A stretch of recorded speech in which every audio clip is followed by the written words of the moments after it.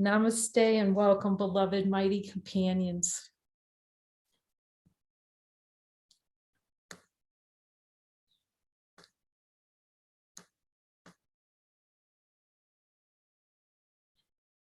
Thank you for joining us to look and hear Jesus's voice. What could be better than this? Is there anything better? No, no, because this is the way straight up. And namaste and welcome, beloved mighty companions. We got an echo. Hold on, I got it.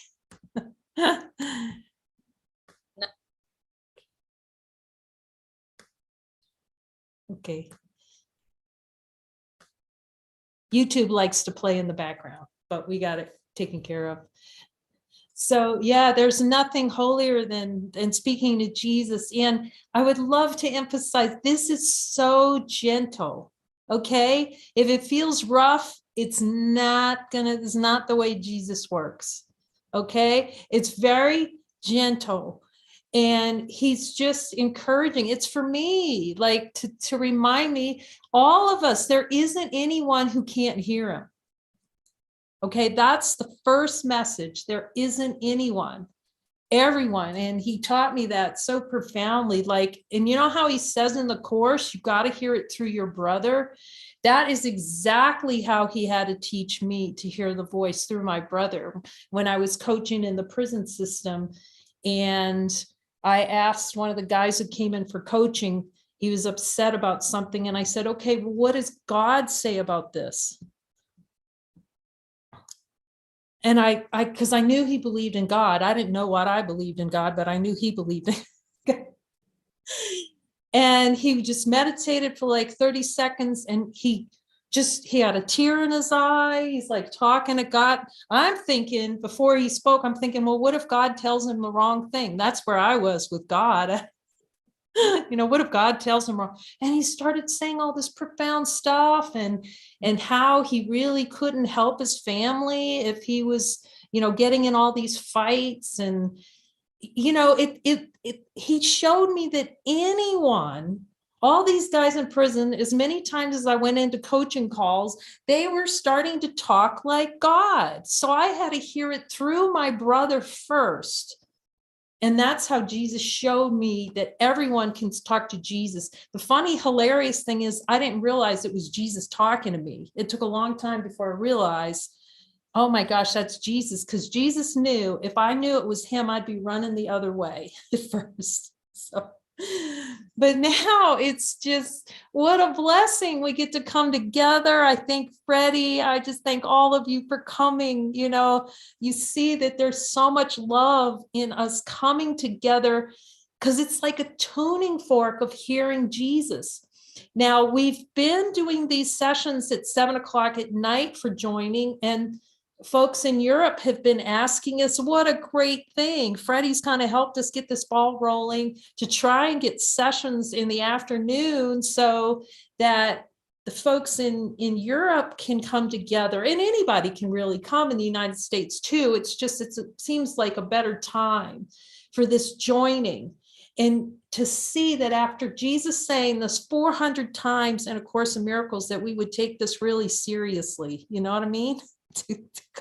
Like, okay, Jesus, what are you trying to tell me about joining? How come that's so powerful?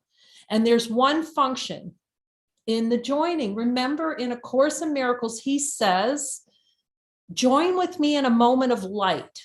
That is it. We don't get to choose what we're upset about. We don't get to talk about what we're upset about. We go quiet and then start this deep listening. So what he's doing with this, what he did for me was trained me to, instead of, because I could see it, you kind of want to get into the story and all this sort of, because we like it. We like to live inside that little hell space of the story. Instead, I'd see a twitch. He taught me, when you see an upset, ask me. Ask me. And then you train yourself. So the first thing in terms of, he taught me about Jesus, and you'll see it. We'll share videos. There are more videos on this that you can watch. But you'll see the number of videos where beings come and they say, oh my goodness, I can't speak to Jesus. And then the next minute they're talking Jesus. You know, everyone can do it. So first of all, in these joining sessions, we're going to talk about this Joining in Light worksheet. It's very simple, very straightforward.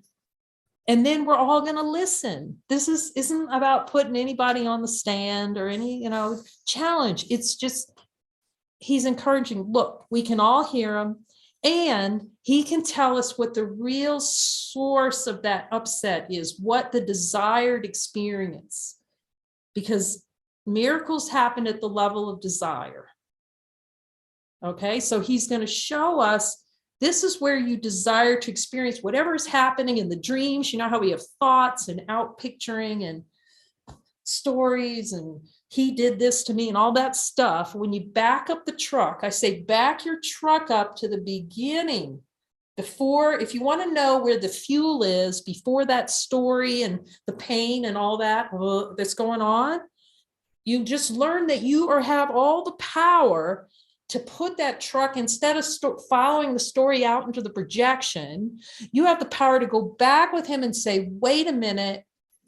And you go all the way back to show me where the fuel is that's creating all this experience that I'm having. That we have the power to do it. And remember, he says, in your willingness, I will show you the underlying conditions. So by coming together and joining somehow, I don't know how it works. We just have the experience. You somehow, I don't know, it's like putting our antenna out for God or something. And you can hear him better by practicing. So you practice listening, just asking him. And then we ask a series of questions. And it's helpful at first for some of you might be having full conversations with Jesus, which is the idea. We want to get to it. People ask me, okay, am I going to have, and I ask Jesus, because I don't know what it's going to be like for every being. I just ask him, when he says the voice for God speaks for me, to me throughout the day, does that mean you can hear a voice? And every time I ask him, he says, yes. It's like you can have a regular conversation. I said sometimes after a while I got so used to talking to him, I'd be eating cereal and notice that I'm talking to Jesus. Like I wasn't even trying to talk to him. It was just natural to start asking him everything. Like if we're course students, why wouldn't we want to talk to the man with the plan directly? It's like, this is a revelation. Talk to the man with the plan. And he's saying, look, I'm going to coach you down into your subconscious mind. And so that's what he did for me in terms of, I could tell that I noticed that there was light here, the holy instant. And don't get upset. No, I haven't seen the holy instant. You will. You just keep meditating on light, lesson 189, 144, and you'll notice that there's some here that doesn't come or go. Okay? There's something here, and get to know that, the inner light that lights everyone that's born. And I was contemplating that inner light, and I realized, oh my gosh, if I'm not in that peaceful inner light, that means I desire something else. And I didn't realize how much is something else I was desiring something other than the holy instant, the inner light. And it like the gate opened up and Jesus then moved in. It was like, okay, let me show you all the desires in your mind where you desire an experience other than me. And it's just a conversation. So that's all this is. Okay. It's just it's really simple. It just takes a little practice at first, okay? So you have the Joining in Light worksheet. You can follow that. And you can come together with any brother. We're trying to have as many opportunities for joining. This would be one of them at 1 p.m., so that brothers that are committed, look, what I realized in dealing with like the underlying conditions, this is the power of A Course in Miracles. He can show you every one of those once we get past the fact that we don't want miracles at all. You know, I realize this is a course in why I don't want miracles is really what that is a course. Because if we wanted the miracle, we'd be supremely happy all the time. So if we're not happy, okay, and peaceful, there's just something else to sit down with Jesus and have a conversation. That is it. And he's saying, look, you can talk to him. You can write down notes of what he's saying. Everyone can hear him at the level of Helen. That's what he's telling me. Everyone. If you want to, there is nothing that can stop you from hearing that voice. Nothing. Okay. The only thing, okay. Now, what I'll say is the best conversation to have with him first is Jesus. Why don't I tell me why I'm not hearing you clearly? And he'll tell you, you know, we have videos of like Christy asked Jesus what she asked him because she was afraid of him, right? And he had to talk with her about being afraid of him. It's friendly. It's a friendly, it's just friendly. Okay. The whole thing is just friendly. It's gentle. So if it feels rough, that means you've dived into the dream bubble. Okay. You're holding on to something. If it's feeling rough, remember, it's you're holding on to some concept. If it's gentle, you'll see it's very gentle. But the thing about it is this teaches us how much we think that heaven is hell and hell is heaven and how have it confused. So here are the steps. We start with the infinite light of being that we are. And to keep in our mind the only thing that we're joined, the level at which we're joined, which is light. We're coming together to join to see we've never been unjoined. That's it. Okay, and tune in. And then we ask Jesus, look, our only function, you're upset about something, you feel a twitch, you got a pain. That's all you need to say. I'm not at peace. Okay, help me, Jesus. And I'm going to have space for questions, all your questions, and we're going to practice this too. So you really will start to have the experience. It's helpful at first if you don't think you can hear him too much, just focus on learning how to hear him say yes or no. Like I say, some of you probably having full conversations and you're taking notes. That's good. Okay, wherever you are, you want to talk to Jesus or you wouldn't be here. And so he's saying, okay, look, let me show you how you can talk to me even more. Okay, so you start there and then, so we'll choose something to practice on, or if someone has something that upset, they can bring it to the group. Okay, so here's what I think I'm upset about. We don't have to spend a lot of time on it. You just go, Jesus, I'm feeling upset. And then everyone just goes very quiet internally and goes, Jesus, is this something for me to look at? And you listen deeply for the yes or the no. And then when you hear yes, okay. And everybody's, trying to hear them. It just gets easier over time. You might seem like you can't hear him at first, but believe me, you can. I'm asking him, he talks to everyone here. You wouldn't be in A Course in Miracles. Because no one who doesn't talk to Jesus is going to take that Course in Miracles. So that's the first thing. Okay. So step 2. So again, he's saying, ask me to help you. You are, just by the fact that you're coming together with a brother, that is asking. That is the willingness. It's an expression of willingness to see another way. And then you ask him, Jesus, which miracles need to be performed? This is really important because the way it works is we want to tell Jesus a story about why we're upset. I'm upset. I would do that all the time. We would laugh about that. Jesus, you didn't help me here. And you didn't, you had to teach me. Okay, you don't know why you're upset. You need me to tell you. That's why he says, you ask me. So this is letting Jesus control the miracles, because we think we know where a miracle needs. We know we're upset, but we don't know the underlying condition. And that's really in this inquiry. It's like a deep self-listening inside. Okay, show me the underlying conditions for a miracle. So I'll give an example. So if an upset comes to mind, you'd like help with, you can share it in the group. Now, there's two ways these groups run. The night groups, Jesus has been assigning us desires to look at. So that's one way you can do it. And then today we'll ask for upsets. You know, you just go with whatever Jesus is showing you to do. I mean, he runs the whole show. Okay, so we'll see if we have an upset today. If someone has, oh, this has been bugging me, we'll go down with Jesus into the subconscious mind and say, okay, Jesus, show me the upset. Now, the other thing is, don't be surprised. Sometimes it's a real surprise. Like, I don't know what kind of things we would be upset about.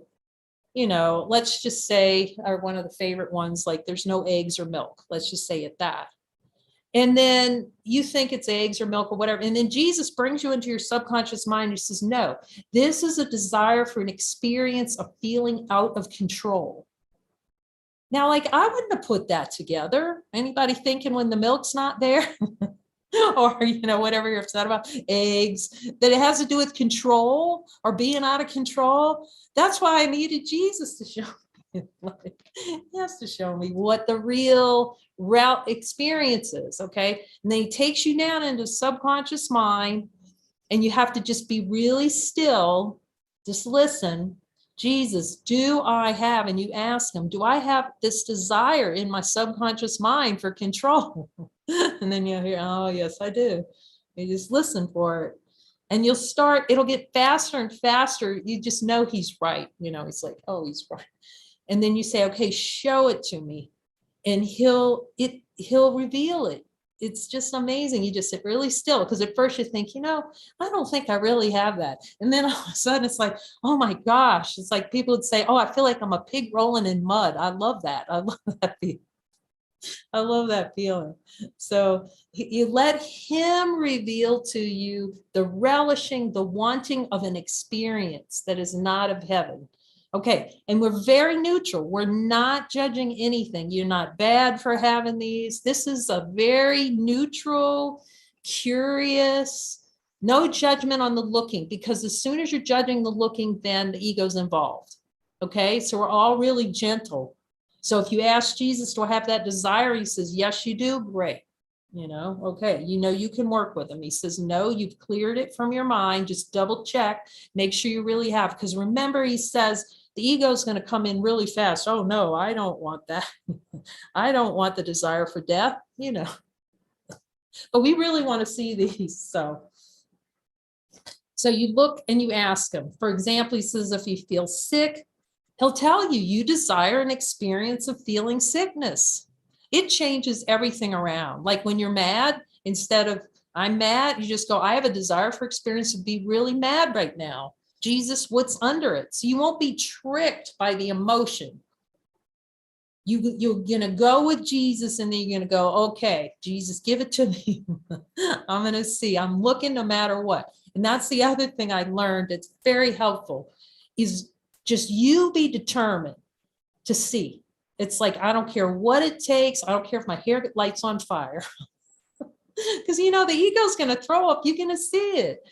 You just start noticing. Notice, you'll start to look, and all of a sudden you feel like you want to snore. You want to or, you know, you hear, oh, I think there's ice cream coming, you know, anything. You'll watch how the ego, it will do anything to avoid this deep looking. But no, you just be focused. We just be really focused. Okay. And you'll see you can move through these pretty quickly. Okay. Now, so he tells you what it is. What desire am I trying to hide from the light? What's beneath this sickness, Jesus? What's the underlying thing that's going on? Sometimes it's control. It could be out of control. But the only way these things can appear on the surface where we see them is deep in the subconscious mind. If they're wanted as experience. Remember, he says you desire all experience. You have a wish for something other than God. So these desires, why not go just to the wish? Right with Jesus, because the releasing the belief that that wish for experience is valuable, more valuable than God. That's what has to be released. So we just look with Jesus. You'll be sitting there. Yeah, Jesus. Oh my gosh. I feel like someone said, I feel like a pig in mud. I love that. I love that feeling of control. Boy, I love it. It's like you go down there and you see the twinkle in the devil's eye. Okay. And then just admit it. We admit it. Okay, I like it. Good. Okay. And you just keep asking Jesus, am I done yet? Have I accepted the miracle for that?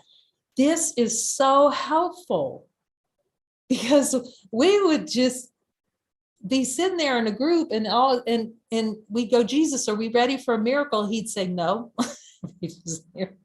And it's not that we can't have a miracle. You can't have a miracle, but what he's telling you is down in your subconscious mind, you think that desire is more valuable than God. So sometimes we ask that question, Jesus, do I think this, I like having this experience, whatever it is, like control more than God? And you'll hear it. Yes, it's very humble. It's very humbling. It's just curious. Just enjoy it. Just kind of enjoy looking with Jesus and discovery. It's like just self-discovery. It's not to be too serious. But anyway, he'll show you how you flipped heaven and hell. He'll show you how you think whatever your experience is the way for you to get to heaven or for you to get safety or you to get comfort or freedom. It's helpful so that you can see directly that concept that you thought was getting you something can't get you that. How the confusion is the subconscious mind is created, how the miscreation. Very, very direct. Okay, and he says, look not at the experience. This is important. Join with me to look directly at the desire below the experience. So this is handy because I don't know too many beings that don't have pain experience. We'll use, like physical pain. So what he taught me was I would ask him first, is always ask him, do I look at this? Because the ego will run us around the body like a rat in high water, trying to find pain somewhere. So I'd ask him, okay, Jesus, do I look at this? And if he says yes, then show me the desire for the pain. So we tend to focus on the pain and then the story about the pain. But he taught me if I looked at the relishing, the wanting, long enough, if I just look at that with him, I'd actually discovered I could see that there was actually pleasure. I know it sounds sick, but he's telling us we're sick, okay? That there is pleasure under there in pain. It's profound. It's like, oh my gosh, he's right. I really think this is the best thing since sliced bread down here. I think I'm getting a good deal through pain. So it's very illuminating to have him coach. And we have to admit, it's the fastest way, right? He knows where the bones are buried down there. So he says admission of the desire is powerful when we admit, oh my gosh, I really do like this feeling of control, or I really like whatever he's showing. I like feeling helpless. He told me to do helplessness today. So we might do helplessness and just to kind of start the practice going of how to hear what he's saying. Do I really love that, Jesus? Do I love that more than God? You just admit that you do. He's trying to show us God's not holding anything against us. He just doesn't. He loves us. So, and then after a while, you start laughing when you see it. See, happy laughter. You start thinking, oh my gosh, I do want that. Oh, then you laugh. Okay. He says, ask me then what to do and listen for the answer. Now, so there's a couple of things we're practicing. One is the inquiry. Jesus, you show me, okay? And then if he tells you to say something, then you just click on mute or you ask to unmute to share it. But the practice is always hearing his voice and speaking what he says. Okay, because that's what he wants us to do. That speaking what he says is practicing speaking our own natural voice. So it shuts out, the ego doesn't get, the serpent tongue doesn't get as much space. You start seeing how much space we give to the serpent to speak, through our mouth. It's just like, so this is listening and speaking. Okay. If you're not clear, ask your brother what he hears from me and listen when he shares. So things come through. It's so beautiful. It's just crazy beautiful. You'll hear it. You'll start hearing it. It just blows your hair will blow back. You start hearing your brother. It's so beautiful. That's why the ego is going to avoid these joining sessions like the plague, because it's the straight up path. But okay. This will train you to put miracles under my control and ask for my help in all miracles. And you'll see it in a course. He said that I'm in control of the atonement. So it's putting your mind under Christ's control, even for miracles, not deciding where you need miracles. Just say, I'm not at peace. And there have been times when I'm not, and I go, Jesus, do I look at that? And he says, no, not right now. Okay. You know, so it really teaches us to put our mind into his control for everything. Okay.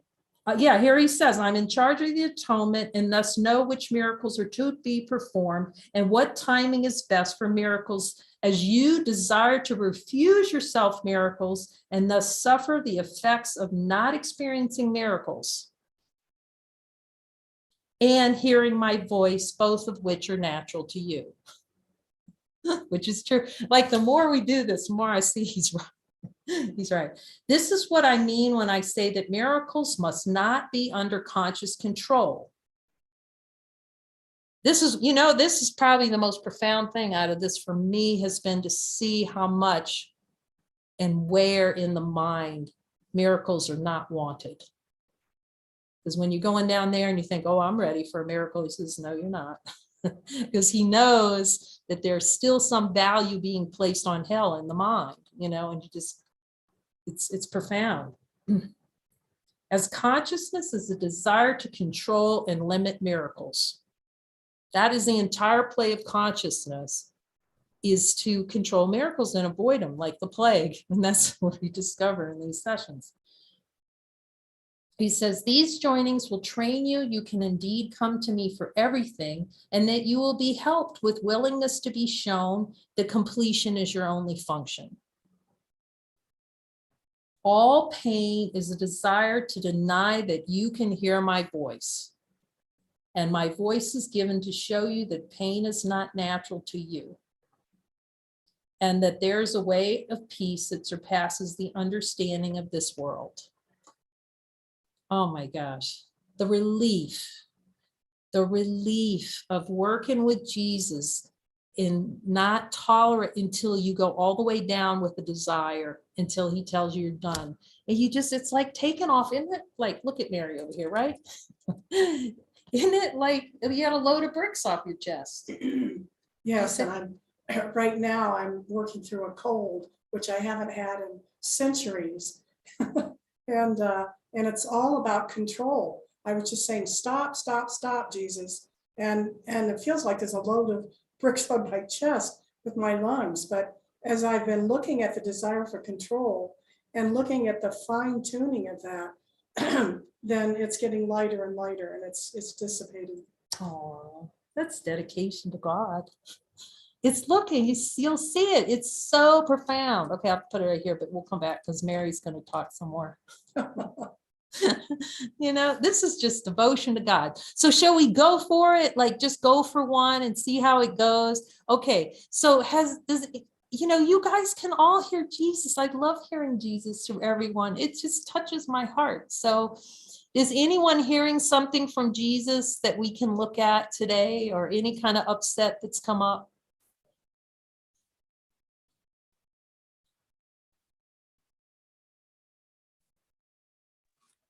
I just want to say thank you, Kay, for the true meaning of inspired, showing us. Thank you. Oh, you guys, you know, you have to see when a brother asks for help, and Jesus says that. I love that from A Song of Prayer. And he says, you lay a gift at your brother's door when you ask for help. That's what we're doing. We're coming together to ask for help. So it's a great gift. We're going all the way to God together. You know, he promised it. Okay, so I'll tell you what, or Hillary, did you have something you want to share? Yes, that came up. Okay. I have the word nose. Nose? Nose, like the nose. What about the nose? Is this an upset that you're experiencing or? Okay. And how is that related to looking deep in the mind from Jesus? It's like in the Course, it says we're blind. Not being in touch is blind. So what I'm getting is that then I have to have a nose for it. A nose. Well, this is really good because, you ever watch a dog and they're going after a scent? That is what this is like. Like I've said it before, it's like you're grabbing on when he gives you a desire, you stay with your nose to the, you hang on to it and go all the way till it's done. All the way till he says you don't have a scrap of control left in your mind. So yeah. So let's take okay, I'm gonna ask Jesus. So we'll just pray with Jesus and ask, okay, Jesus, which desire is most helpful for us to look at together?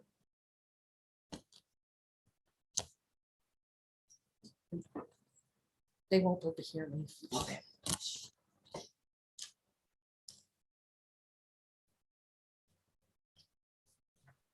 Yeah, so which, you okay? Okay. I'm hearing the Awesome. helplessness. I hear helplessness too. Mary hears helpless. Oh, okay. What did you hear something, Renee? Oh, I was hearing weakness. And Oh. so I just wanted to mention that since That's- there's like, it can be similar, but maybe not the one. Okay, now this is good. This is what we want to do because you'll see some of these will sound very similar. And we want to, so you take them both and just go, okay, Jesus, is it most helpful to heal the mind by looking at helplessness or weakness?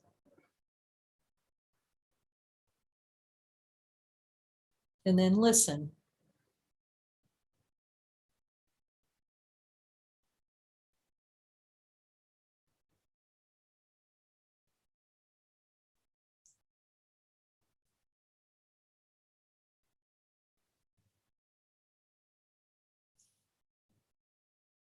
And at some point, he may have you look at both, but we want to know what's most helpful right now for healing the mind. And that's love.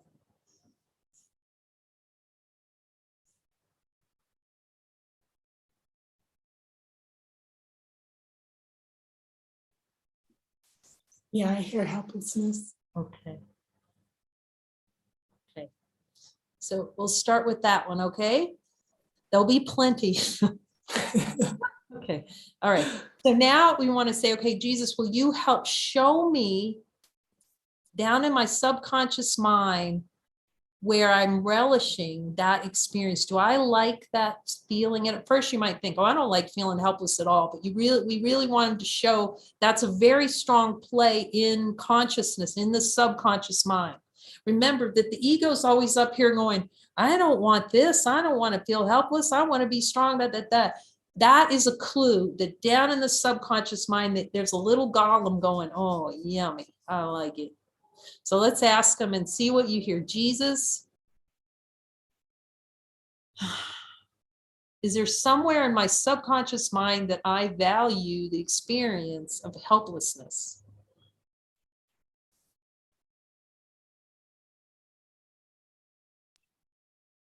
I hear yes. You hear yet?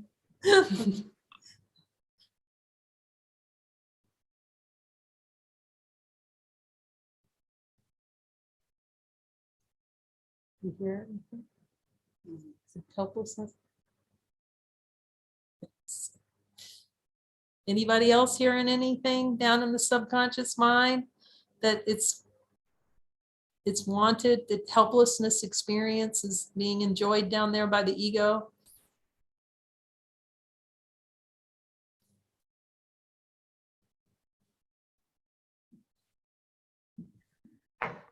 Yeah. It wasn't me. It wasn't me. I'm not to blame. Oh, is that what the ego's saying? Mhm.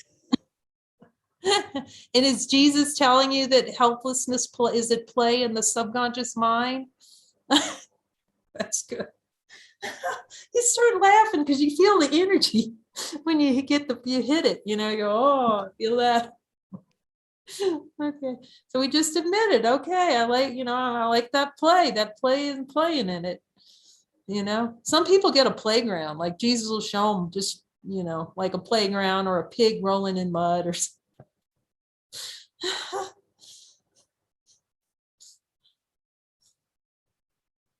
Anybody else hearing anything from Jesus on the play of helplessness? Oh, okay, Louise, yes.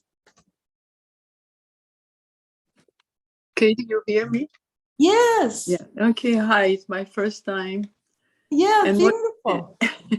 And what I hear is I can be angry at God. That's why I like to be powerless, I think. Wow.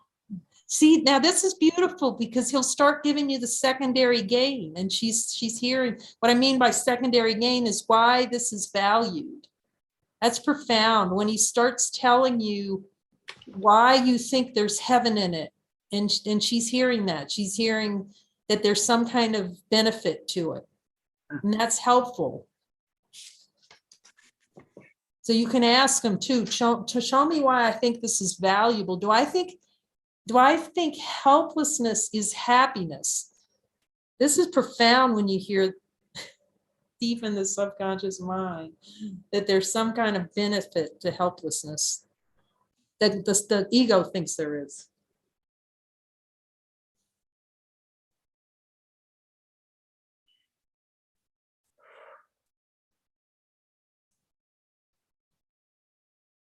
Jesus, do I still relish that helpless feeling?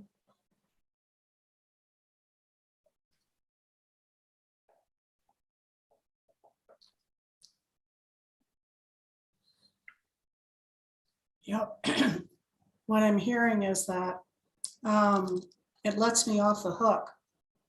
Because if I'm helpless, there's no way out. There's nothing to do. So I'm helpless.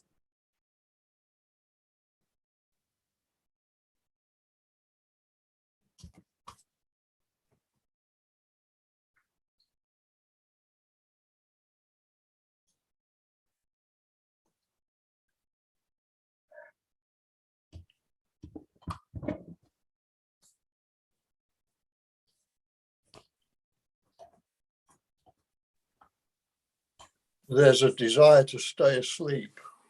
Trying to turn this down. So how does that actually like desire to stay asleep? So the benefit of being helpless is that you would get to stay asleep. Freddie, is that what you're feeling?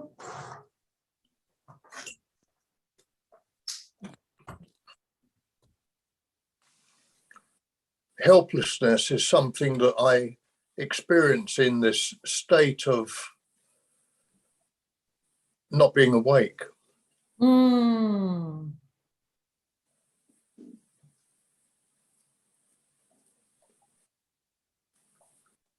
Waking up to the truth. Waking up to reality. And the real reality.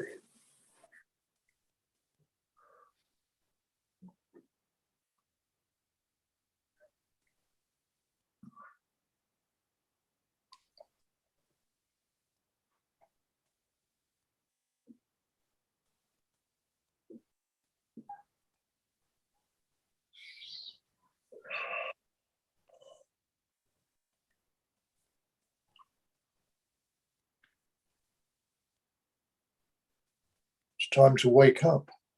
It is time to wake up. Mm. And you'll see that releasing these desires the mind wandering will just be less.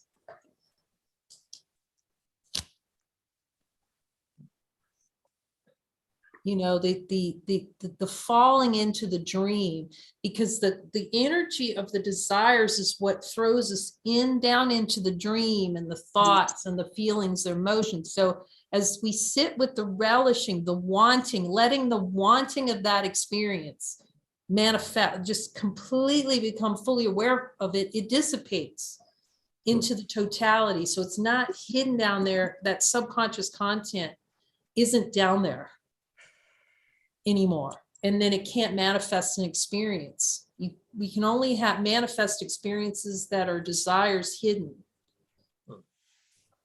So and then it'll bloom like in the mind. All of a sudden it's like, wait a minute, help, that's not even real. That's what we want to get to the point of seeing, this isn't real, this silly, it's a concept. So by focusing on the desire and releasing it, the wanting of it, and let it fully release, the concept of that helplessness is real experience collapses.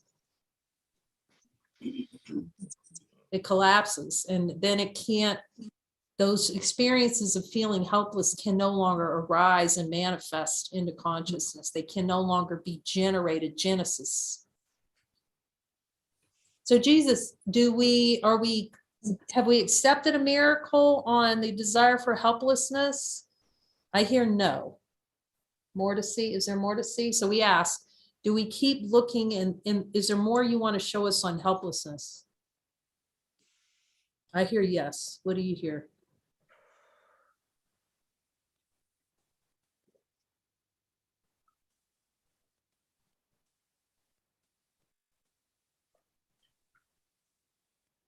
Yes, Hillary, please. I'm hearing that we live in God's mind. So mind is all around us. And we can feel surrounded.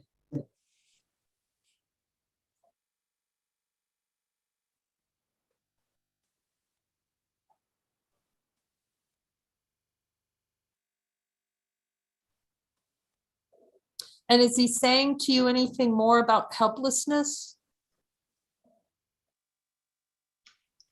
I'm not real clear on this, but it's like it feels helpless,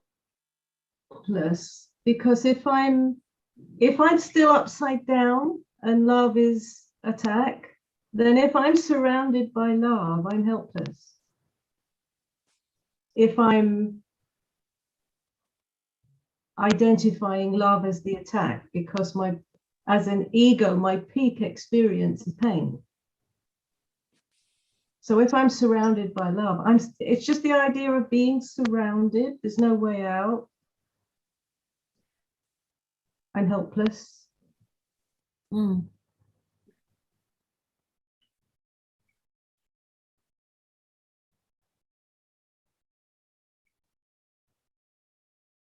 Jesus, is there anything else we need to see to release the concept of helplessness, the desire for the experience of helplessness from the mind, the relishing of it?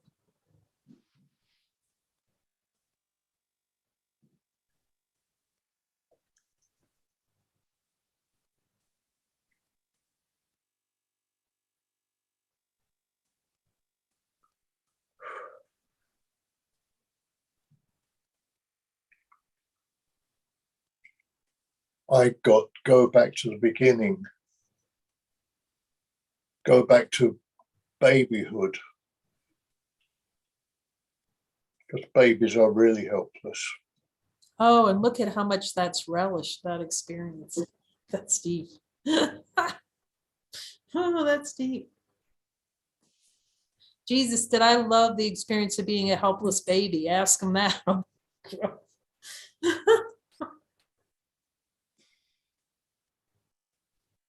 It's profound.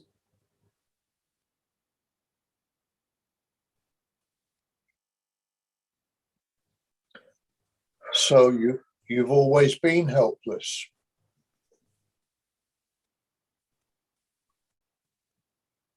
In my own mind.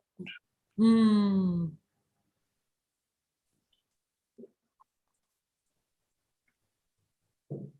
right from the beginning. Mm.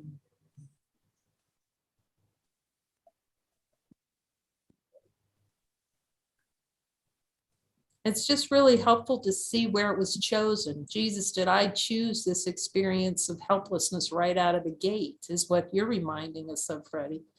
And Yeah, then you hear the yes. It's like, oh. yeah, And what this does is then he brings you to the in your mind where you made the choice for that experience, so you can unchoose it, you know. Mm. I don't have to choose to have the experience of helplessness anymore. Mm.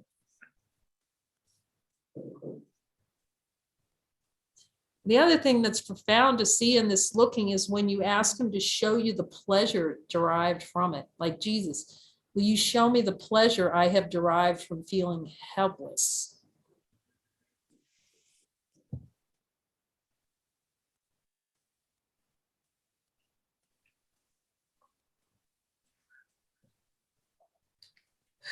Oh, yeah, go ahead, Louise. Okay. You hear me? Okay. Yes, beautifully. Um, I can, what is coming again and again, it's I can stay victim and be right. Wow, that is really good. That's a pleasure. Oh my gosh, that's so I good. see how much I can battle with this Oh, each day. that's profound.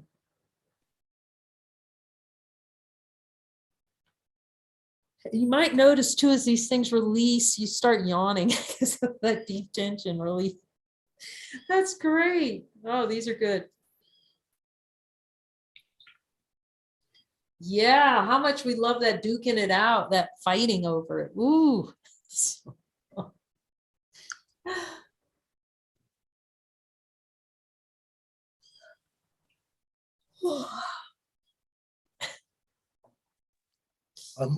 I'm waking up here.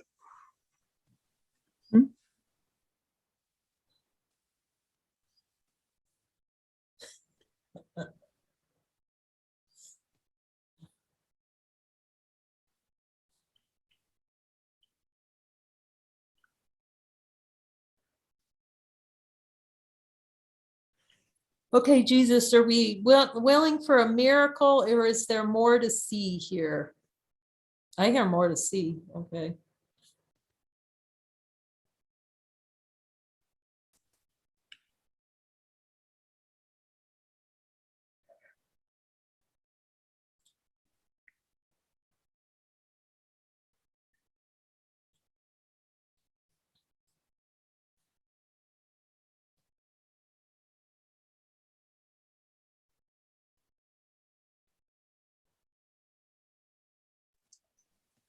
You can go back as far as you want,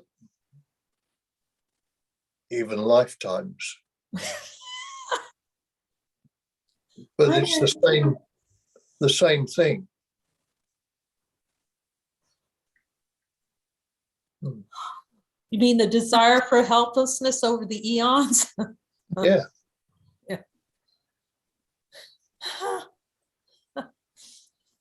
They get funnier and funnier when you start to see these patterns in the mind, actually. That's why he says you'll end in happy laughter, because you see he's right. But it's like a deeper level of grokking, you know, if you know that word grok, which is to really get it deeply all the way. And just see how these plays in consciousness, when he starts showing them to you, it's just, God, I've been doing this, or, you know, all my life, like Mary was talking about. And she has a really beautiful way of expressing it. She says, you know, because you'll contemplate these desires for a while, and I'll let her talk about it, because which one, I don't know which one you're looking at, but all of a sudden she goes, I see, was it control? Yeah, it's like, I see the control is everything. Like it rises up until you see that it permeates every experience that you've ever had. It's like, that is really, but it's a clearing. right? Because we allow it just to, oh my God, your eyes become open that you've been living in the fog of control or the fog of helplessness all that time and relishing it the whole. So you just let him show you and just let it rise up. And sometimes I feel like steam would rise up, or whatever, however, or it would feel like every cell would want helplessness or control, whatever it is, like, oh, I could see that I wanted it more than God. So here's a good question to ask Jesus. Do I want the experience of helplessness more than God? Yes or no?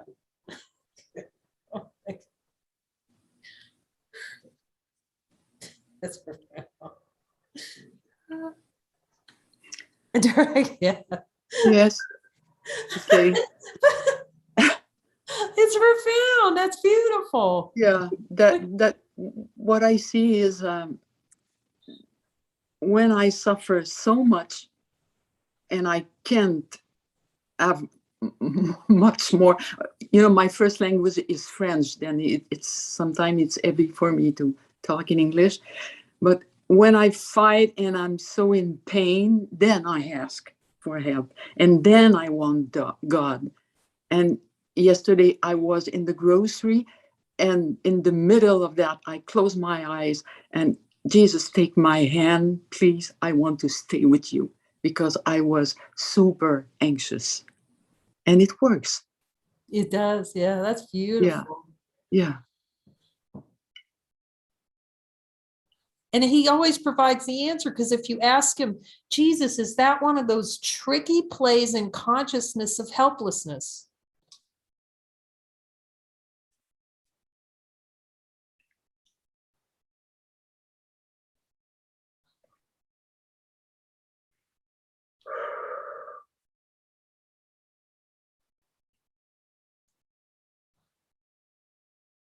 Does consciousness generate the experience of anxiety so it can feel the experience of helplessness?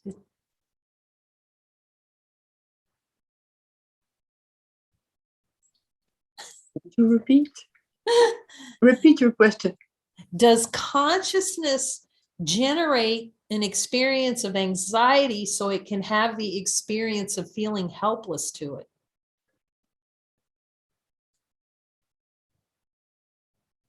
Sure. That's a desire.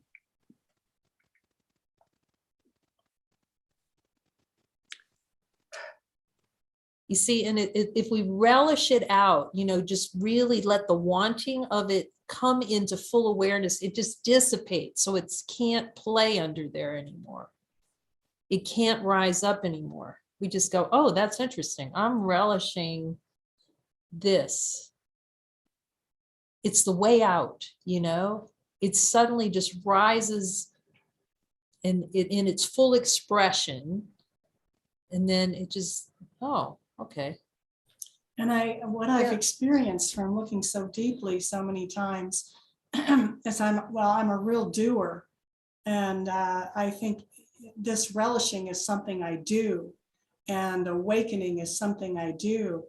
But what I found is when I go deep with Holy Spirit, with Jesus, down into the relishing, that I don't have to do anything. I'm just letting Jesus' alchemy take over, and just by the pure focus on the relishing of the desire for helplessness, there's something that takes place that I cannot explain, that has nothing to do with doing or forcing or anything like that. It's allowing Jesus, Holy Spirit, to do the work. And then all this angst that I was tied in a knot about just begins to have more spaciousness to it. And it begins to, like Kay was saying, dissipate. And there's nothing that I did. Except handing it over. Yeah. The willingness to look, as we know, that is key. And the show me. This will take out the forests and the trees and the continents. Because every one of those desires, see, is going to play into experience. So, but now we have him showing us, okay, let me show you the root of every experience that you're having. Here's the fuel for it. Here's the fuel. And then let me show you when that just comes up into full awareness, we just allow that to be shown. It just burns out to the nothingness that it is. That's why this is so gentle. The non-gentle part is where we get stuck in keeping that concept, whatever it is, and not wanting to let the full desire come to awareness. That's when it's going to start to hurt, because we're trying to keep that concept in the mind. So whenever there's pain, we can be sure, like I said, it's miracle constipation. There's something that we don't want to see. That's why it's so helpful asking him, are we ready for a miracle, Jesus? Are we willing? Am I willing to change my mind that helplessness is valuable? And then we ask him, am I willing to change my mind about that? And if we hear no, we keep going, keep looking. Okay, yeah, hi, Hillary. This is so good. I've got this, he's giving me this image of, do you know very old telephone exchanges? When the operator plugged into all those sockets and there were all the wires that were connecting. And it's coming along with, like, in intensive care units in hospitals. When all the wires are wired up in emergency when they come in, the people who work in the intensive care saying the tangle fairy has been in and tangled up all the wires so that it's very complicated to untangle them and see what's connected to what. So I'm getting this thing about, like, the tangle fairy. And I've got this image that I'm ready to get all those telephone things and just go, woo! Take them all out. That's a great image. Oh. And that's a beautiful pointing to, like, the simplicity, because it really is simple. It's hanging on to both worlds that causes, if we want to keep our foot on the pier and one in Jesus's boat, that's where the pain is. So whenever we have pain or it seems hard to look, that's what we're wanting. We want to try to keep a foot in the world and, and not dive fully in and just go all the way with the desire, let it fully do whatever it wants to do. And just see how relaxed and we feel at the end of it. And you'll just, this pure relief. That's experience I've had with this. It's just, I could just see it was like a brick on my chest, each one of those desires. Jesus, are we willing for a miracle? Oh no, he's saying not yet on helplessness. Okay, you guys, what else do we need to see? You hear it too? Okay, Martha, you want to say something? What are you hearing? This is good. I'm going back into my life, and I'm hearing helplessness is I don't have to do anymore because I can't do it and I give up. And then I want somebody else to do it for me. Oh, that's good. Yep. Yeah.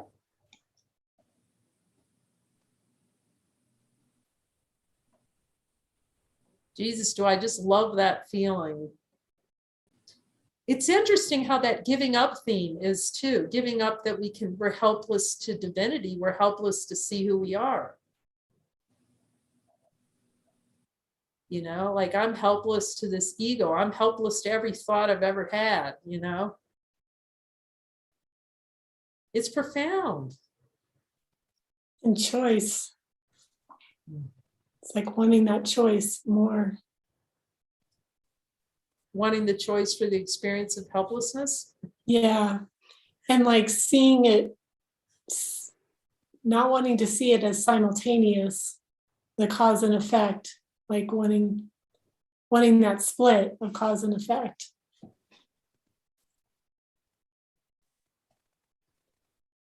like really, really, really, really wanting that. Yes, this is deeply profound when you go down with him on helplessness to that deep. I'm asking if I can talk about this. He says yes. So consciousness generates all the pictures, all the sounds, all the thing that it wants to experience, and then desires that experience. I want to feel helpless. So here's all the pictures. Here's all the proof that helplessness is real. And one of the helpless things is that I can't know God now, or I'll never know God. And then it fulfills the wish of that experience. So without the miracles, the changing the mind that experience is valuable, to feel helpless to know God, to feel helpless, whatever it is, like even, I can't get this thing done, however that shows up, it's very profound to start seeing it with that crystal clarity in the mind that we can get from having Jesus show it to us. Because you can read it as much as you want in A Course in Miracles, right? But he's saying, look, I will give you a direct experience of these things, which he's doing now. He's showing us all. Look how you like that little helplessness playground. It's funny. It's not to be taken too seriously. We just release it. Yeah. Anyone else? These are good. Anyone else hearing anything to help clear our mind of this relishing of this experience of helplessness?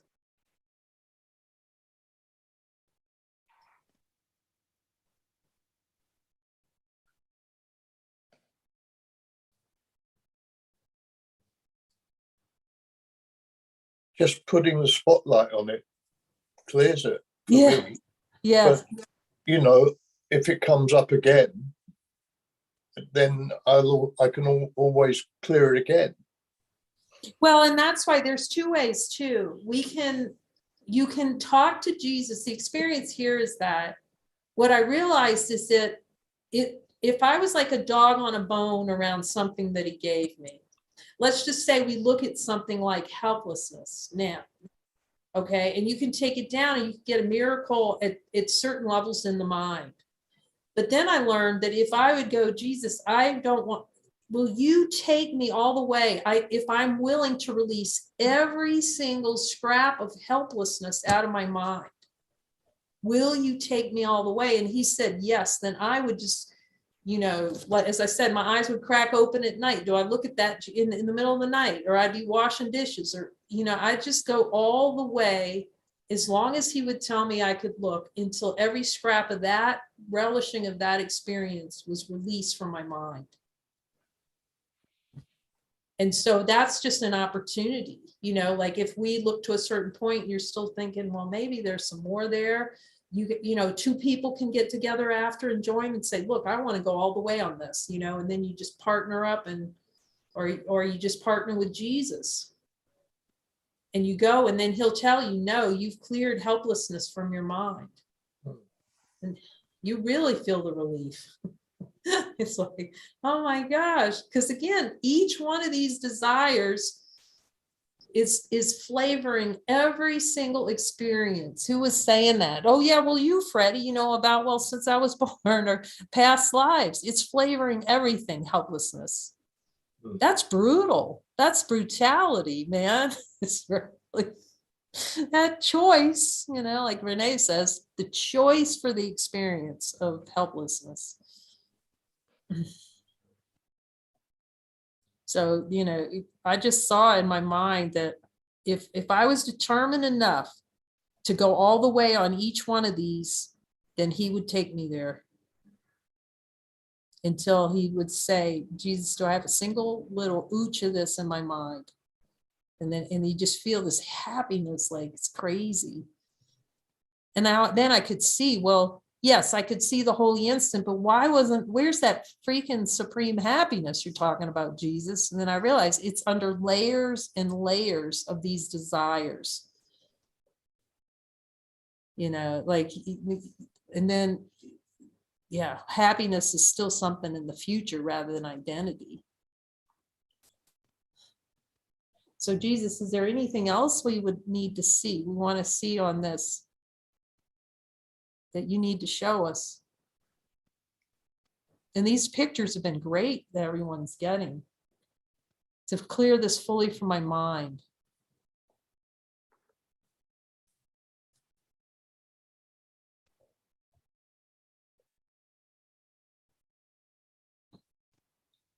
The other thing he's reminding me too is it's not like emotions may not arise, they might, but the most helpful thing to ask is when these things are happening, Jesus, am I releasing or am I holding? Because then you'll see, he'll tell you where you're holding on to something. You know, there'll be all kinds of energy moving and all that stuff. So he can help us, show us where we're distracting ourselves or we're in resistance or all that, you know. We call it honesty of God. Like, I'm getting the honesty from Jesus. It's radical honesty. God is telling me, Jesus telling me when I'm being totally self-honest. Jesus, am I releasing or am I still holding? And sometimes you'll find it, you'll be meditating and you're kind of off in space and you just ask them, okay, I'm holding, what do I need to see?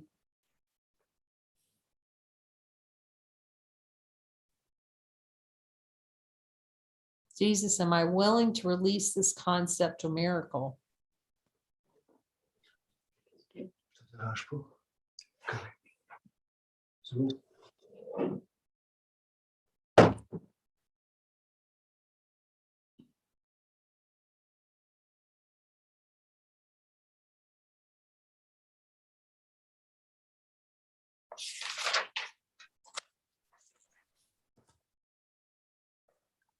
I do hear there's more to see.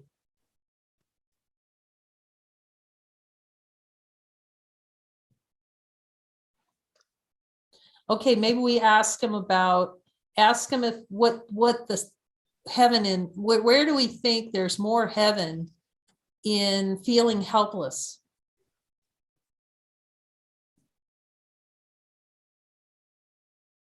What benefit? Jesus, do I think that I can get love by being helpless?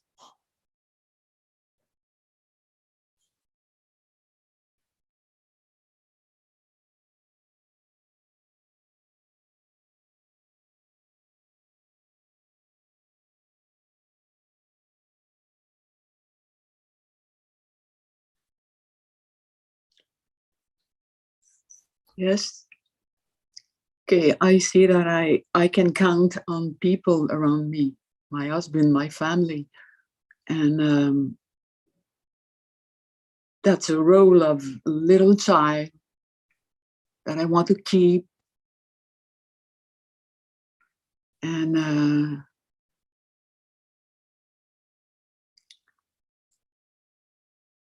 yeah, but do I want that more than happiness and peace? It is changing for me right now. That's beautiful. See, we call that the flip.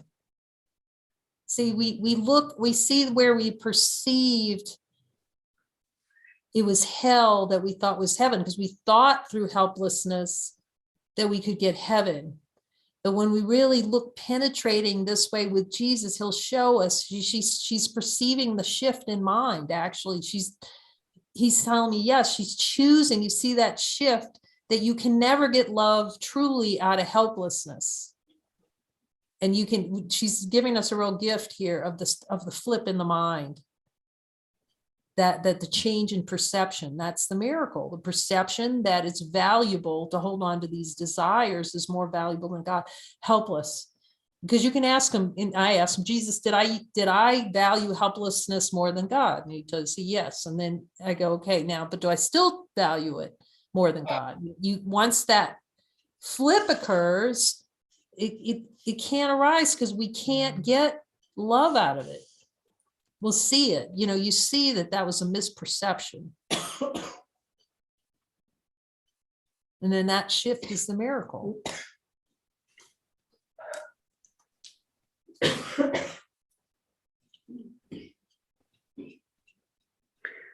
I want to say something. Just a shift begins to happen some few weeks ago when someone who was helping me said, okay, I hear the guidance to stop the 1-1.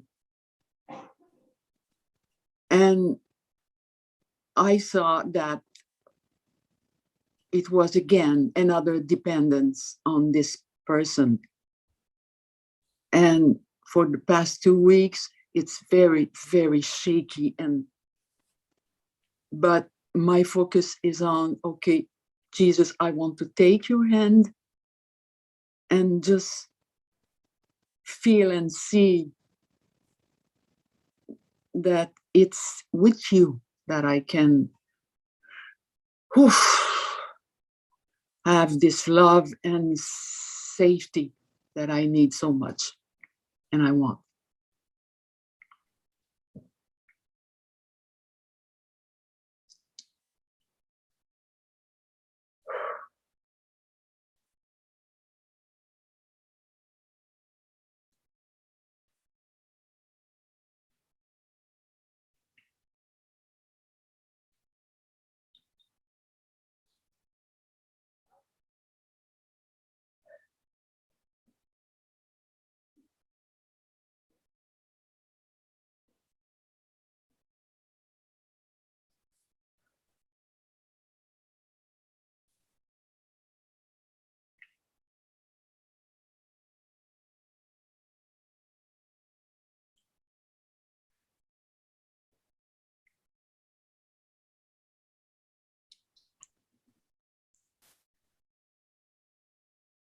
Very profound when he shows us where we've been choosing things, whatever these desires are, like helplessness over the total and abject love of the Father.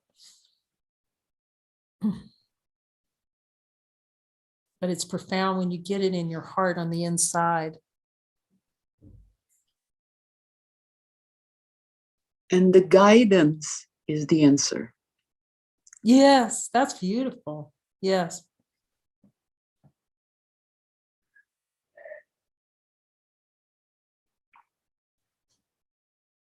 For those that are really seeking union with the Father, the ultimate experience of A Course in Miracles, because that's what guidance is for, to show every place in the mind, right, where God is denied.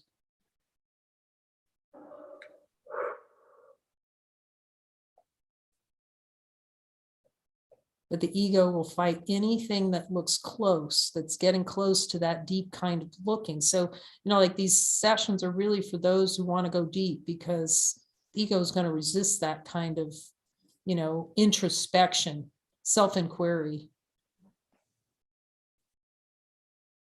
But we know, he's told us joining is it's the solvent for personal identity.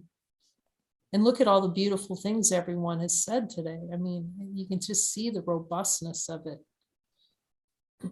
And it gets deeper and deeper, the more joining, the more profound revelations come.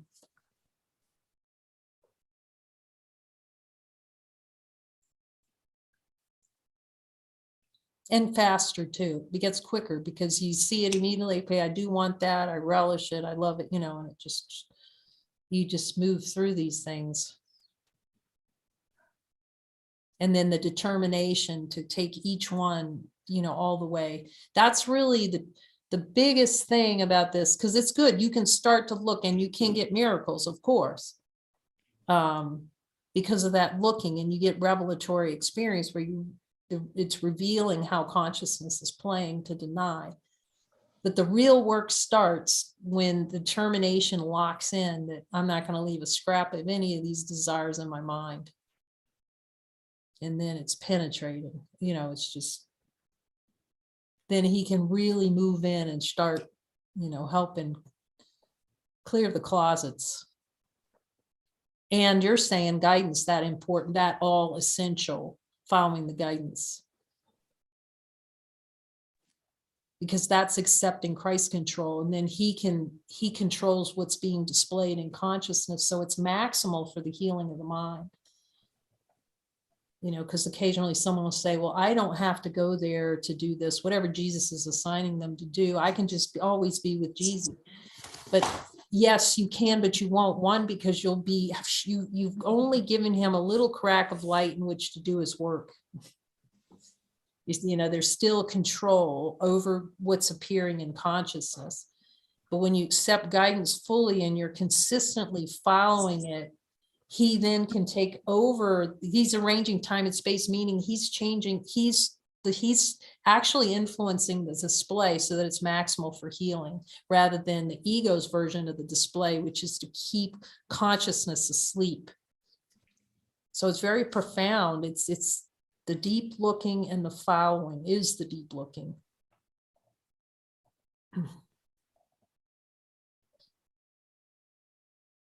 So thank you for joining. Is there anything in closing anyone wants to say?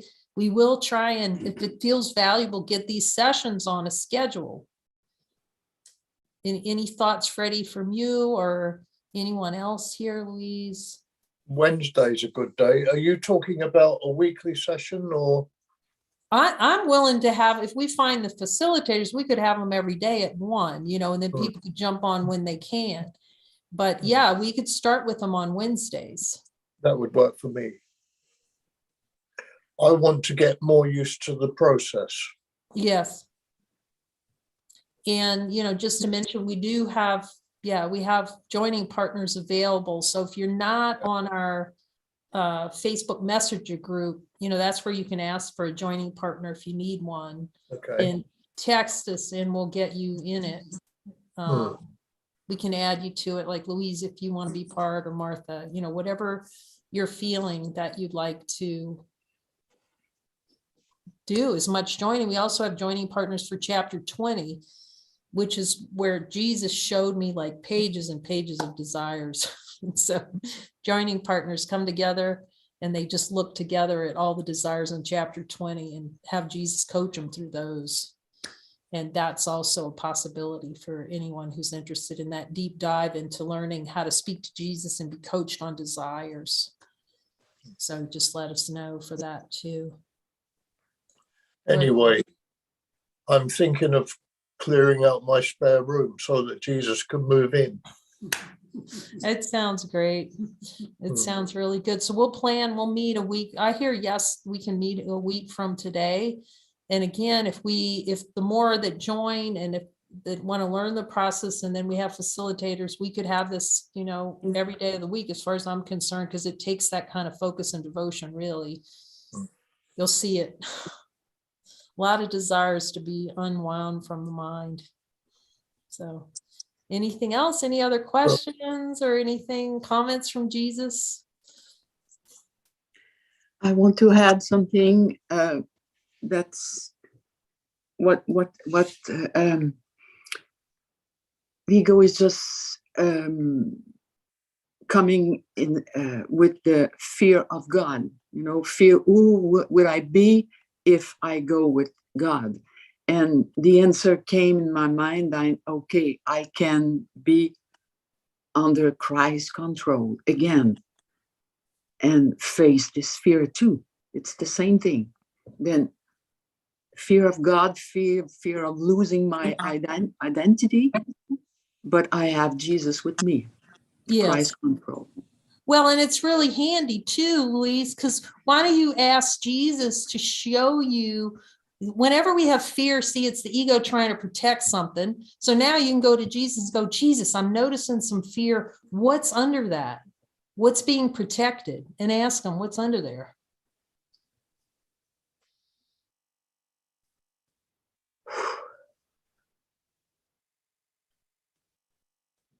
Losing control. So that, and then you can just look at, the relishing of the experience of losing control. Jesus, will you help me release the desire for the experience of losing control? Because here's the sneaky trick that the ego plays. There's no future, right? So it's actually relishing the loss of control right now. It loves it. And that's how it does it through fear, because then it can feel out of control. Yeah.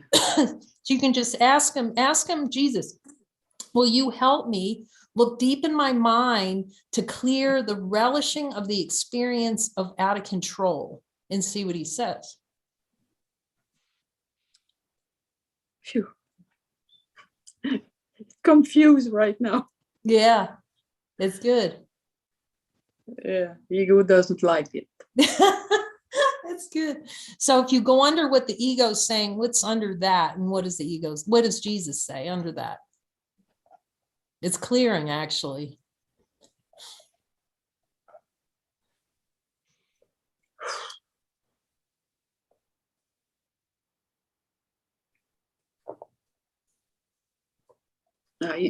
I see that ego is grasping Yes. on its identity. No, don't Yes. do that. No, don't go there. No, no, Yes. no.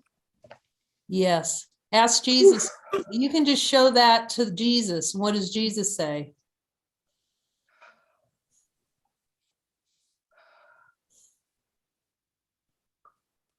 You can trust me. Mm.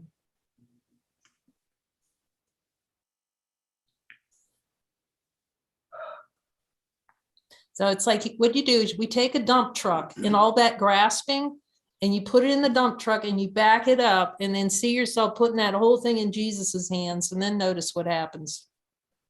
Yeah.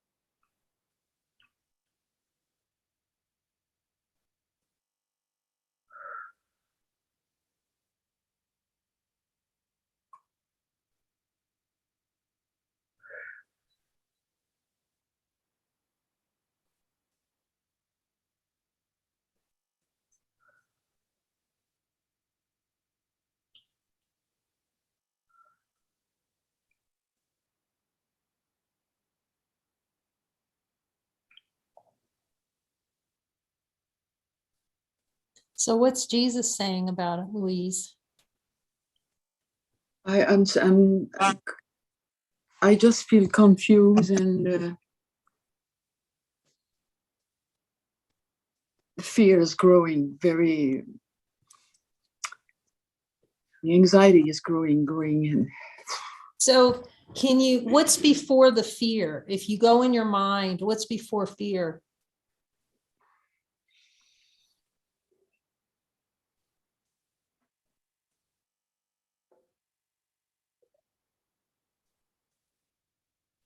it's a battle. It's a battle. And what's before the battle?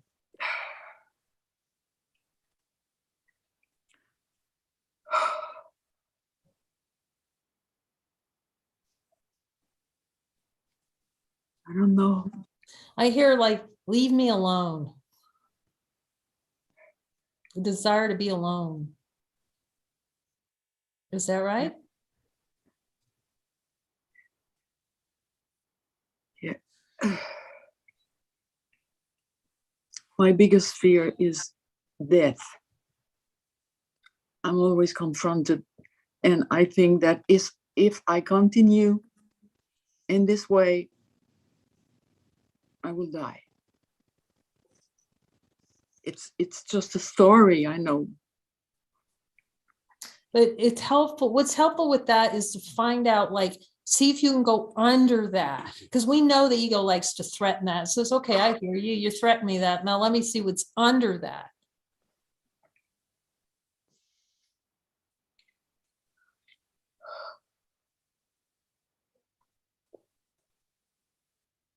I think it's my determination to go through. And my willingness, it's a deep willingness Yeah, to so go through. stay with that, because the consciousness likes to dive into the dream bubble. So whenever we're feeling like fear or discomfort or any of those things, we dove into the bubble. So you can see when you start backing out, you'll come closer to what's true. Yeah. Yeah. You know, it's like, I don't know who has that joke, I got a big God, you know, we can say, look, I got a big Jesus. Whenever that stuff comes, just go, I got a bigger Jesus. It's true. You know, we got the big Jesus with us. But, you know, it's been brought out how much we relish this play of, we would rather be separate. We'd rather be alone than to see the truth. We would rather die than see the truth of identity. So we just catch the trick. Oh, I hear the trick. It's a distraction. That's just a distraction to seeing what's under it. So we just train the mind to go under. When the kerfuffle's like this, just go under it. Remember he says above the battlefield? Yeah. So then we just go under it and go, okay, I see my willingness is there. Jesus, what is your interpretation? And what is his interpretation of what was happening?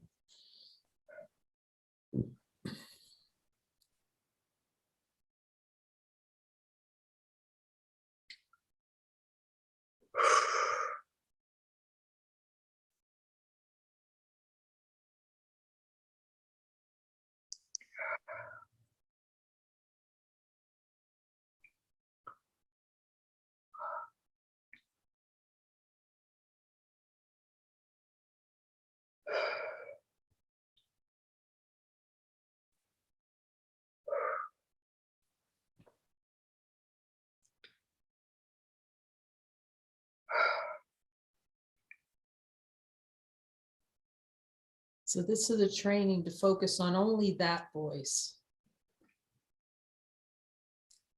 The only voice I want to hear when the devil shows up, the only voice in the desert, the only voice I'm going to hear, I'm going to quote him a course lesson or scripture. And then I'm going to ask Jesus, what is your interpretation? And that's what he's training us all to do, is not interpret, ask his interpretation. And so what's his interpretation?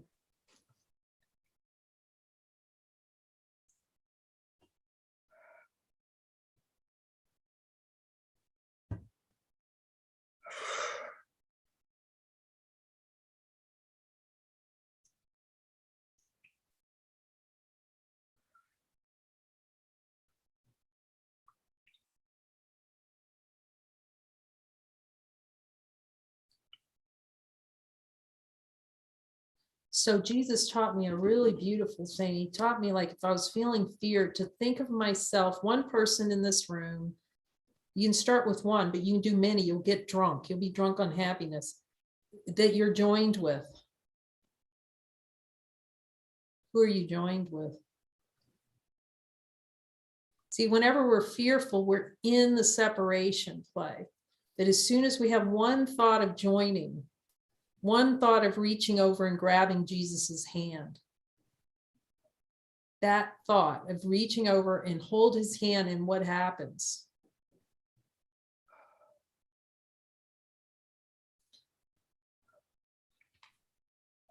The fear is always a demand to feel alone and helpless.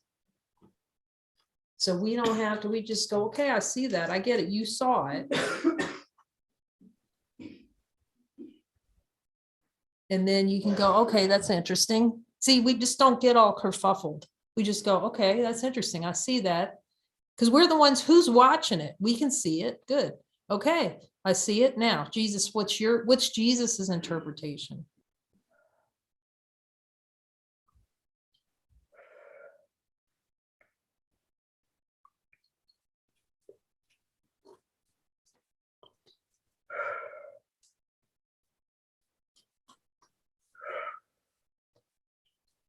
Because when I ask Jesus, here's an interesting thing we have to see. That's why his interpretation is so important. And I ask him whether I'm clearing or holding. When I ask him whether you're clearing or holding, I mix. He says a mix. But there's also some clearing. So don't interpret the clearing. All kinds of energy movements. Consciousness is an energy movement machine. So just make sure whatever's occurring, that it's his interpretation. Remember, he's the only one that knows exactly what it is. This is just the changing of the guard, and consciousness never interprets that well. You just had some really deep seeing. So that's another, thank you for reminding us of this. You'll see it happen. You want to be prepared for it. You'll have these deep breakthroughs through you see, you'll see God, you recognize that inner love. And it's almost like a lens that goes, it's like, where did that go? I was so happy and joyful. All that is a signal of a desire that needs to be cleared from the mind. That's it. Oh, I see. It seems like God goes away, but he doesn't. It's just a desire that rises up in the mind that obscures what's true. And I just look. It's for me only the desire of the ego to stay separate. Yes. And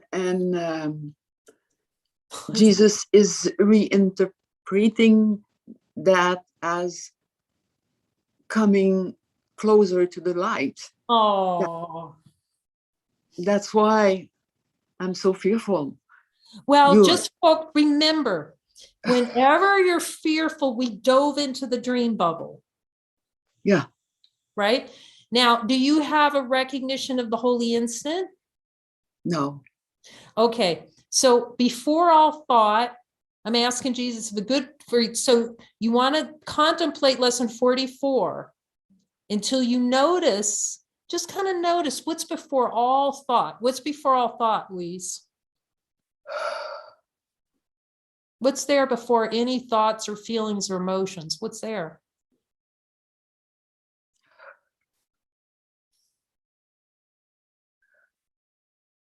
Can you find anything? It's the desire, but what's before desire?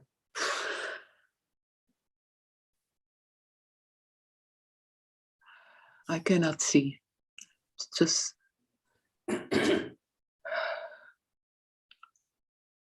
I'm so used to stop there. Yes. So now it gets fun. The real fun comes when you see what's there before all thoughts, feelings, and emotions. What's first? Just get curious. Go, this is interesting. I've been thinking all this time that I am thoughts, feelings, and emotions. What if I'm wrong about that? And what is there before thoughts?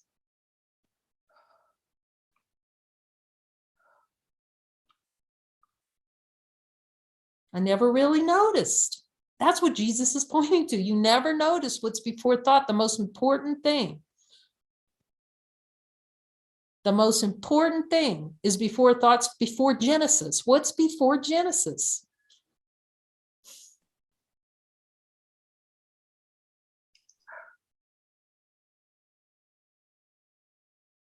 And just kind of notice. Muji calls it natural noticing. We just get really natural. This is kind of interesting. We're just curious. That's all. It like little children. Remember, he says, you be like little children. We're just going to start to notice. Okay. And then you'll start to see the contrast between what's always here, inner light, the holy instant, but then which is before thought. It's before and after thought, but we could put it this way. And then you'll start, that's really interesting. There's something here that doesn't die, is without a beginning or an ending. And we're just curious.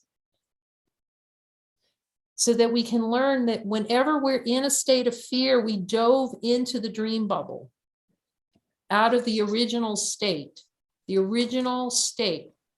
which is infinite light of being, which is before all thought feeling, is light. It's not light like a light bulb, but it's a light that's known within the mind in innocence. It's the only thing that's shared, the light of divine being that we all share. It's the light that lights everyone that's born. John in the Bible talks about the light that lights everyone that's born. So now you can have fun with Jesus and ask him to show you, okay, will you show me that light? Remember in lesson 44, he goes, you might be surprised, you know? And you realize, holy smokes, the light's been here all along. How did that happen? Infinite light. Everyone has it. No one's without it. And then you just learn that all of consciousness is Genesis to deny that and just fall asleep in the dream. So you just get curious. This is all we're doing. We're just curious. We're curious about, okay, let me see. Maybe I don't know what fear is. Maybe I don't know anything about fear. I need Jesus to interpret it. Because consciousness is a movement manufacturer. It's going to, you know, like I've talked about it too. I thought for sure I was dying when I started the course. I was in the ER room like 3 or 4 times. I was in the hospital overnight because there was so much forgiveness. I didn't know that that was kind of the release of that subconscious content. And, you know, but I was interpreting. Instead of going to Jesus and go, what is this? Jesus. And I ask him now, did I need to go to the ER? No. You know, did I relish the experience? Yes. Of being in the ER? Yes. Did I relish being in a fear state, all that was happening? He says, yes. So now I've gotten better at letting him interpret. So Louise, we're in holy relationship now. So if you want to join, just click join. We'll join, or we'll find beings who want to join. And then you can just explore with Jesus. Say, Jesus, I am determined to see the holy instant. It's my turn to see it. Because it's you. You're all the holy instant is you. It's what we are. But then there's he has to call it the holy instant because that's all we give. Seeing what we are is about an instant. And then the rest of it is all the credits, the smoke and mirrors of consciousness to try to prove why we're not that instant. We're not the totality of all that is, you know. It's like a shower storm. How we like the beehive. So yeah, so just stay joined. We love having you for a mighty companion. Is Jesus telling you anything else now, Louise?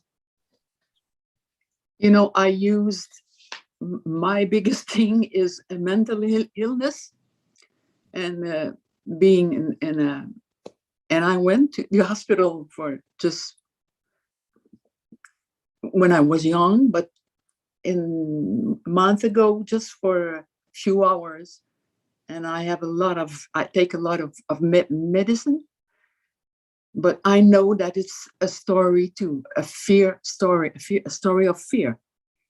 And the ego is just keeping me there. Okay, you will be completely crazy if you continue, and I say to Jesus, no, I don't want this anymore. That's why I took the decision a few days ago. I keep my hand in yours, and please show me. That's my decision. Oh, it's beautiful. It's beautiful, because that is a play that you wonder, am I going crazy right when you're going the most sane, right when you're going to God? Yeah, It has insanity. Yeah, yes. Insanity. That's Yes. true. Yes, that's beautiful. Thanks for saying that. Because that's the only way the ego can keep itself alive is to have that asteroid belt. Don't look. You're going to die. But what the hilarious thing is, when you look with him, you realize that consciousness would rather have a horrible death and die than see the truth that nothing ever happens. Yeah. So that's all we're looking, that's all he's going to show by these deep lookings, that all there is light. I keep All- laughing. Yes, that's all he's going to show. It's like, wait a minute. And you'll see it too. It's like, wait, that light's here. It's always here. It can't go anywhere. It doesn't die. It's never born. And I've been he tried to show me that for like years, you know. And then my niece, it's hilarious. I tell that story. My niece, she was doing this experiment where you look for the light and she points to herself and she goes, oh, I said, she talked about the light for weeks too, by the way. She saw it immediately. It's very easy to see. Okay. So you can just relax because it can't go anywhere. It's going to follow you. If you walk down the street, it's still with you. But I said, okay, so Chloe, what'd you see in that light? All is forgiven. Mm. Like I'm studying the course 10 years or whatever. And she's like, she gets it right away. Boom, all's forgiven.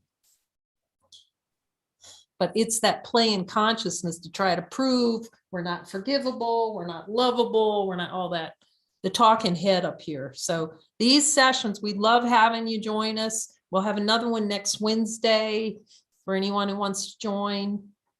We'll just keep looking, but it doesn't have to be once a week. If there are those that are committed to meeting more often, then we'll help coordinate it. Let us know, you know, and just start taking out those desires with Jesus. You know, you can look at the desire for fear. Jesus, do I really relish having fear experiences? You know, do I really, just whatever's arising, you can ask them about it. And just look at it straight on.